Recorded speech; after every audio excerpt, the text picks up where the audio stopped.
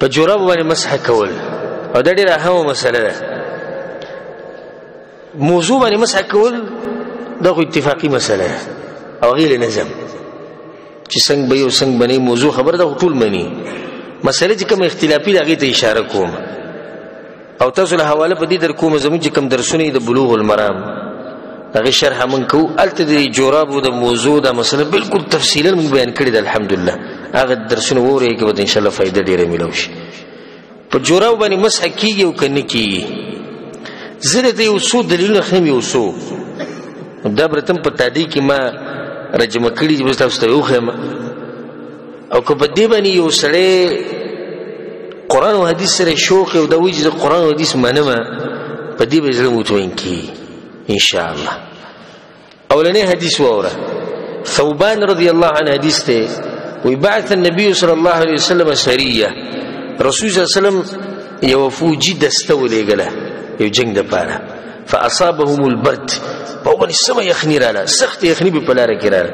فلما قدموا على النبي صلی الله علیه وسلم شکوا الیه ما اصابهم من البرد، کله چې رالو یا رسول الله سمه یخني وه موږ ته، سم ګران لکه دا سفر ډېر ګران موږ ته پرېوت. فامرهم ان يمسحوا على العصائب والتساخين، رسول صلی الله علیه وسلم په عصایب باندې مسح کوي او په تساخین باندې مسح کوي. عصایب خو معلوم دي پټکی، یعنی په پټکو باندې مسح کوي. والتساخین، او تساخین هر هغه شي ته ویل کېږي چې خپه پې ګرمي، هر هغه شي ته ویل کېږي چې خپه پې څه کېږي ګرمي. اوس صرف دې ځای کې دا ویل چې خپه په موضوع باندې ګرمېږي، دا به ډېر ظلم نه وي. ولې دا خپه زه خو وایم چې د موضوع د دې وړۍ نه چې کومې جورابې جوړې شي په دې ډېره ښه ګرمېږي. په دې کې چې کومې پیړې جورابې راځي قیمتي غوندې په هغې د خپه ډېر ښه ګرمېږي. نو د دې حدیث نه د تساخین ټکي نه د جورابې ویسته دې لپاره یو دلیل پکار او دلیل پې نشته. او دا حدیث امام احمد او امام ابو داود دوی راوړی ښه صحیح سند والا حدیثونه. دا کوم حدیثونه چې زه وایم دا انشاءالله بالکل صحیح سند والا حدیثونه وي. دویم دلیل والا امام ابو داود، امام ترمذی، امام ابن ماجه راوړی. مغیره بن شعبه رضی توضا النبي صلی الله علیه وسلم، رسول صلی الله علیه وسلم اودس کو چاردامي کو ومسح على الجوربين، او په جوراب باندې مسح وکړه. د دې تفصیل ته ضرورت شته چې جوراب یې څه ته وایي څه ته نه وایي. دا بعض کسان وایي وایي دې کتابونو کې خو ډېرې خبرې لیکلي. څنګه وایي هغه جورابې به چې په هغې کې مزل کېدی شي، نو بیا مزل ذکر کړی دی چې دومره میله دومره ګزه دومره پکې سړی تلی شي، په دې جورابو مسح کېږي. دا یو شرط. دویم شرط دا دی چې جورابې به د خپې پورې په خپله نښتي، چې مثال کې سړی اوس تار تې تاو کړي څه شی تې تاو کړي د نښلوري نه، دا به په خپله نښتي. دریم شرط دا دی چې په دې کې به بالکل سوری نه وي. څلورم شرط پکې وي دا دی چې دا به نری نه وي. او عجیبه شرط پکې دا دی چې دا به اوبه دننه نه راکاږي. نه دا بې ځایه شرطونه دي، نه الله خوري دي او نه د الله پیغمبر خوري. مسح على الجوربين، د جورابو مسح شرطونه څه دي کوم چې قرآن حدیث کې دي هغه به زه بیان کوم په اختصار سره. نو دا دویم حدیث. دریم حدیث واوره. ابو موسی اشعری رضی الله عنه وایي توضا النبي صلی الله علیه وسلم ومسح على الجوربين، رسول الله چاردام وکړو او په جوراب باندې مسح وکړه. دا حدیث امام ابن ماجه راوړی. بل دلیل والا ازرق ابن قیس رحمه الله وایي رأيت انس بن مالك رضي الله عنه احدث فغسل وجهه ويديه ومسح براسه ومسح الجوربين. وانس بن مالك ولید رضی الله عنه رسول الله خادم شو او یو داسې مات شو، نو بیا اودس کو پورا ومسح على جوربين من صوف، او د وړي جورابې په خپو کړي په هغې باندې مسح وکړه. وی ما ورته چې تمسح علیهما، ته په دې باندې ولې مسح کیس؟ وی ما ته وی چې انهما خفان دغه موزي دي ولکنهما من صوف، خو دا د وړۍ نه جوړې شوي. په دې کې موزي کې اوس فرق نشته. یو شی خو د وړۍ نه وي هغه د چمړې نه وي. او دا حدیث دی امام دولابي رحمه الله په الکونه کې راوړی. د هغې نه بعد پنځم دلیل وایه. عبدالله بن عمر رضی الله عنهما وایي المسح على الجوربين كالمسح على الخفين، په جوراب باندې مسح کول دي چې لکه موضوع باندې چې مسح کول. امام عبدالرزاق، امام ابن ابي شيبه دا حدیث راوړی. شپږم دلیل واوره، او دا شپږ به پوره او دا شپږم ډېر زورور دی. شپږم دلیل دا واوره د کومو صحابونو چې په جوراب باندې مسح ثابته ده. هغوی حدیثونه نقل کړي علي بن ابي طالب رضی الله عنه ابو مسعود براء بن عازب انس بن مالك ابو امامه سهل بن سعد عمرو بن حارث عمر بن الخطاب عبد الله بن عباس عبد الله بن عمر سعد بن ابي وقاص ابن ياسر بلال ابن ابي اوفى مغيره ابو موسى الاشعري رضي الله عنهم اجمعين. هذه روایتونه امام ابن ابي شيبه سنن ابي داود محلى امام ابن حزم پای کې دا وګورئ تفصیل ته ټول شته.